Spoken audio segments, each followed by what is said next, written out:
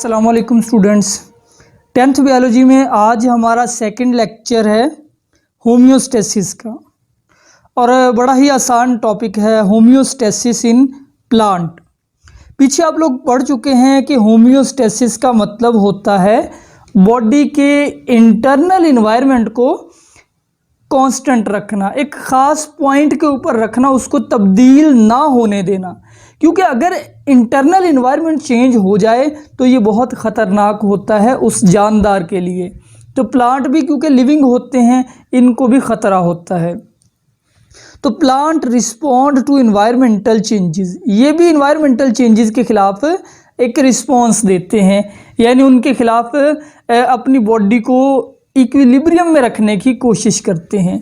And keep internal condition constant, this is homeostasis. अब plant के अंदर देखें वो कौन कौन सी चीज़ें हैं जो चेंज होती है, जिनको इसने बरकरार रखना है। वो ये 4 चीज़ें हैं। ऑक्सीजन, इसकी प्लांट के अंदर वेरिएशन होती है, कार्बन डाइऑक्साइड की, वाटर की, और नाइट्रोजनस वेस्ट वगैरह भी पौधे के अंदर पैदा होते हैं। यानी जो मेटाबॉलिक वेस्ट है, जो मेटाबॉलिज्म प्लांट में भी होता है, तो उसके नतीजे में कुछ वेस्ट बनते हैं।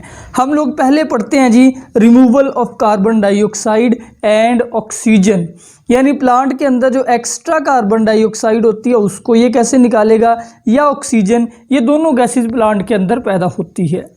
तो पिछले चैप्टर में भी हमने पढ़ा था, आप लोग पढ़ चुके हैं। अब यहाँ पे भी देखें कि डे टाइम प्लांट में क्या होता है। प्लांट में डे टाइम 2 प्रोसेस चल रहे होते हैं, एक फोटोसिंथेसिस, दूसरा रेस्पिरेशन। अब फोटोसिंथेसिस में प्लांट अपनी खुराक तैयार करता है, तो फोटोसिंथेसिस के दौरान पौधा ऑक्सीजन को रिलीज़ करता है, ठीक है। अब यही ऑक्सीजन यूज़ हो जाती है रेस्पिरेशन के दौरान। रेस्पिरेशन का मतलब होता है एनर्जी पैदा करने का प्रोसेस। तो ऑक्सीजन दिन के वक्त जो पैदा होती है वो रेस्पिरेशन में इस्तेमाल हो जाती है। दूसरी तरफ रेस्पिरेशन में पैदा होती है CO2 और ये यूज़ हो जाती है फोटोसिंथेसिस में। तो दिन के वक्त बेसिकली प्लांट ने ऑक्सीजन खारिज करनी होती है। क्योंकि यहाँ पे मैंने 2 एरो बनाए हैं, इसका ये मतलब है कि दिन के वक्त फोटोसिंथेसिस बहुत ज़्यादा हो रही होती है। तो दिन के वक्त प्लांट क्या खारिज कर रहा होता है, ऑक्सीजन, ठीक है। ये बाद में देखते हैं कि कैसे करता है। और नाइट टाइम में ये होता है कि सिर्फ रेस्पिरेशन का प्रोसेस चल रहा होता है, क्योंकि फोटोसिंथेसिस के लिए लाइट चाहिए, और रात के वक्त लाइट नहीं होती तो फोटोसिंथेसिस तो रुक जाती है, सिर्फ रेस्पिरेशन होती है। तो रात के वक्त पौधा फिर कौन सी गैस खारिज करता है, सिर्फ कार्बन डाइऑक्साइड। अब खारिज करने के तरीके देखें, यानी इंटरनल इन्वायरमेंट को कांस्टेंट रखना है। अंदर कोई भी गैस अगर एक्स्ट्रा हो रही है उसको निकाल देना है बाहर। निकालने का पहला तरीका है स्टोमेटा। स्टोमेटा आपको पता है ये होते हैं लीव्स में, पत्तों में होते हैं ये, और पत्तों के अलावा ये होते हैं यंग स्टेम में।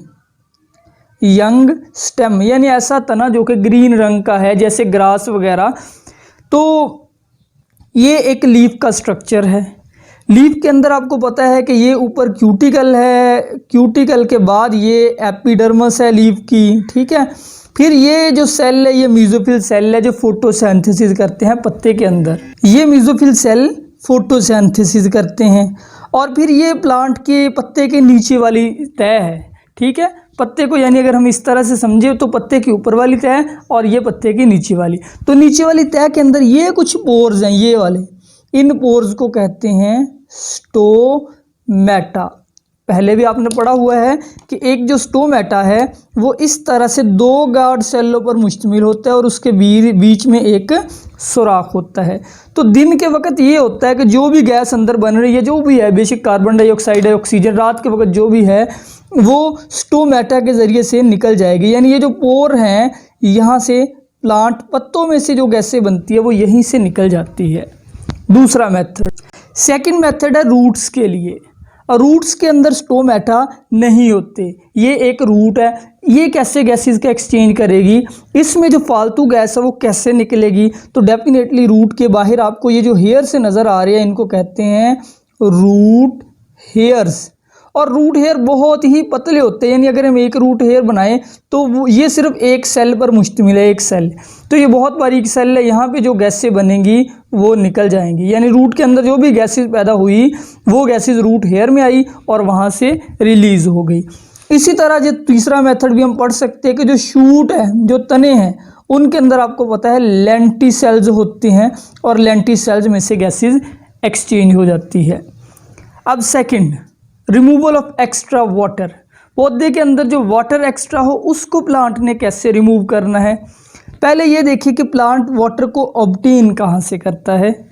तो ऑब्टेन फ्रॉम सॉइल, मिट्टी से पानी जज़ब किया जाता है बाई रूट्स के ज़रिए से, and also produce during respiration, और रेस्पिरेशन के दौरान, क्योंकि आपको पता है जब रेस्पिरेशन ग्लूकोज को तोड़ा जाता है C6H12O6 को, तो नतीजे में CO2 प्लस H2O पैदा होता है। अब इस वाटर का क्या किया जाता है, तो पहला मैंने यूज़ लिखा है यूज़ फॉर टर्जिडिटी।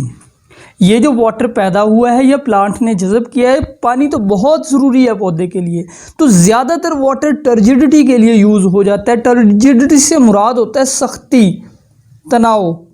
अब तनाव ये है कि मतलब ये एक पत्ते की डंडी है, समझ ले, ठीक है, पत्ता ये है, लीफ आगे है, तो पत्ते की डंडी के अंदर जो सेल हैं, अगर इनके अंदर पानी पूरा भरा हुआ होगा तो ये पत्ता सीधा खड़ा रहेगा, वरना प्लांट जो है वो मुरझा जाता है। आपने देखा है कि अगर 2-3 दिन पौधे को पानी ना दे वो पौधा मुरझा जाता है।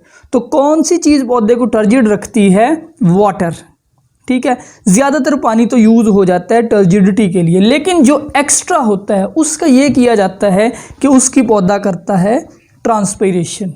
ये भी 9th क्लास में पढ़ा है कि transpiration is actually loss of water from plant body. ये डेफिनेशन करनी है आपने, loss of water from plant body specially from stomata in the form of vapours. पीछे आपने ये जो स्टोमेटा पढ़े, तो स्टोमेटा में से बुखारात बन के जो पानी उड़ता रहता है, इस चीज़ को हम कहते हैं ट्रांसपिरेशन।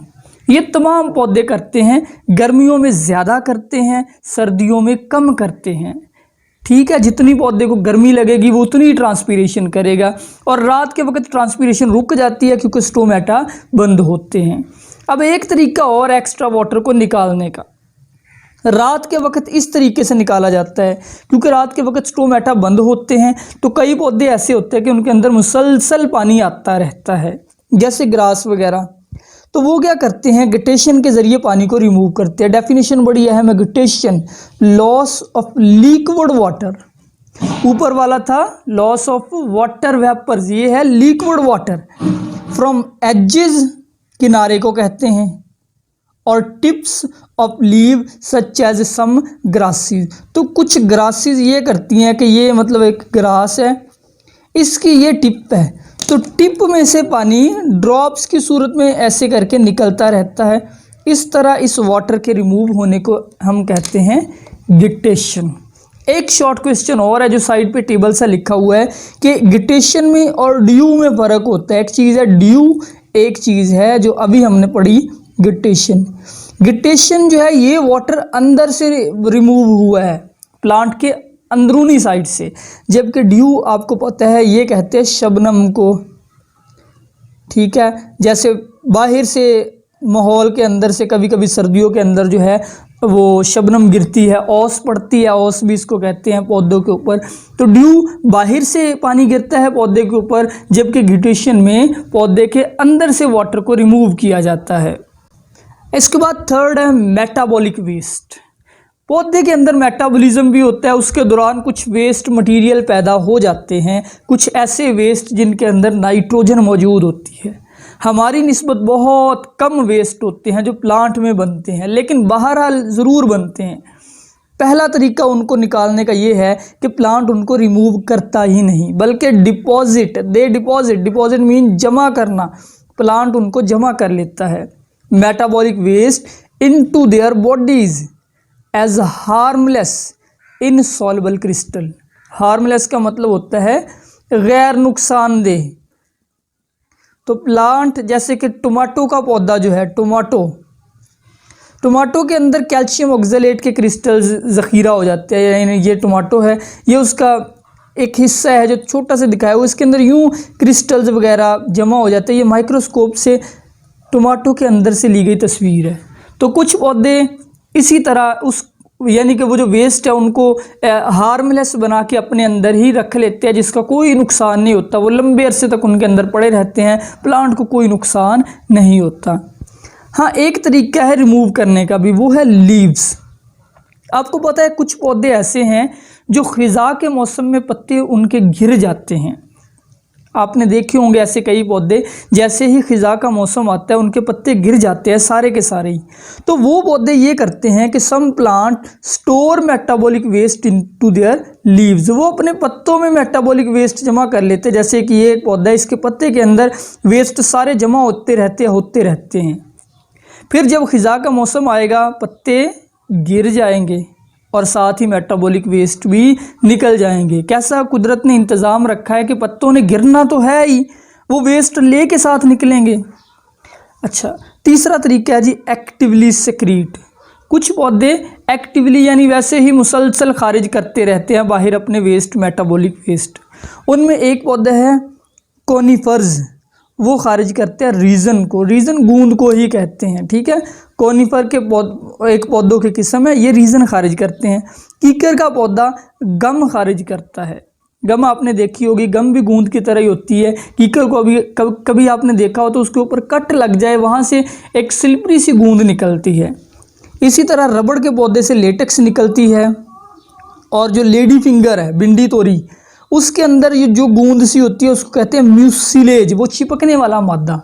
और कार्निवोर प्लांट भी यही खारिज करते हैं। कार्निवोर प्लांट ऐसे पौधे को कहते हैं जो इंसेक्ट को पकड़ते हैं। एक कार्निवोर पौधा है, उसके यूं पत्ते होते हैं, ऐसे पत्तों के ऊपर छोटी छोटी शाखें हैं, ठीक है।